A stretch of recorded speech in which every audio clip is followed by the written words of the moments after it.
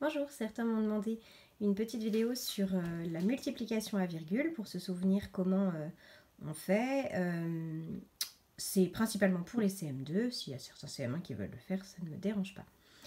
Allez, c'est parti. Imaginons qu'on ait 21,7 fois 8. Pour la multiplication à virgule, on ne va pas s'occuper de la virgule, sauf quand on arrive au résultat.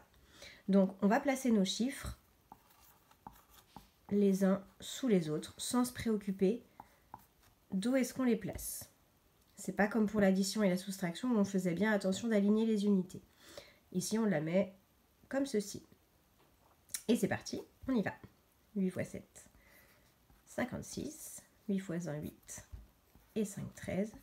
8 fois 2, 16. Et 1, 17. On fait comme une multiplication normale. On ne se préoccupe de rien d'autre.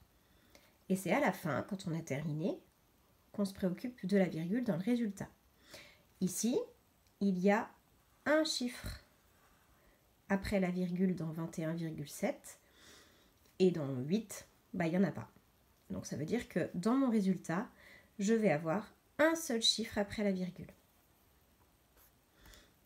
Voilà, 173,6. Je vérifie que c'est à peu près logique. J'ai environ 20 fois 8. Donc 8 fois 2, 16. Je devrais trouver environ 160. Ça va, je suis dans la bonne centaine. Si j'avais mis ma virgule ici, 17, ça n'a pas de sens. Et si je ne la mets pas, 1736, c'est beaucoup trop grand par rapport à ce que je devrais trouver. Donc voilà mon résultat. On en essaye un deuxième? Alors essayons avec 7,3 fois... 7,3 fois 2,14. Donc c'est parti. On pose l'opération sans se préoccuper de la virgule. On met les chiffres.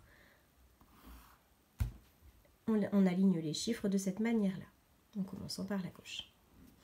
Et on réalise l'opération normalement.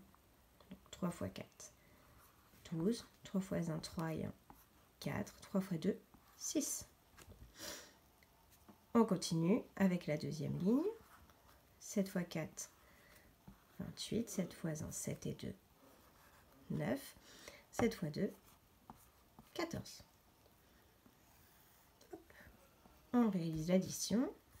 2, 4 plus 8, 12. 7 plus 9, 16.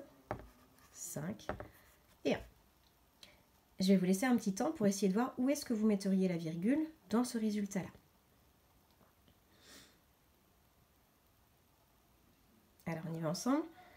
Dans 2,14, j'ai 2 chiffres après la virgule. Dans 7,3, j'en ai un seul. Donc ça veut dire qu'en tout, j'ai 3 chiffres après la virgule.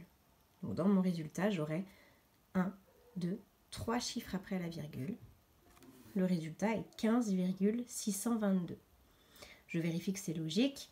2,14, c'est à peu près 2. Et 7,3, c'est à peu près 7. 2 fois 7, 14. 15,622. C'est le plus proche. Voilà, j'espère que ça vous a aidé à mieux comprendre la multiplication à virgule. Bon courage maintenant pour vos calculs.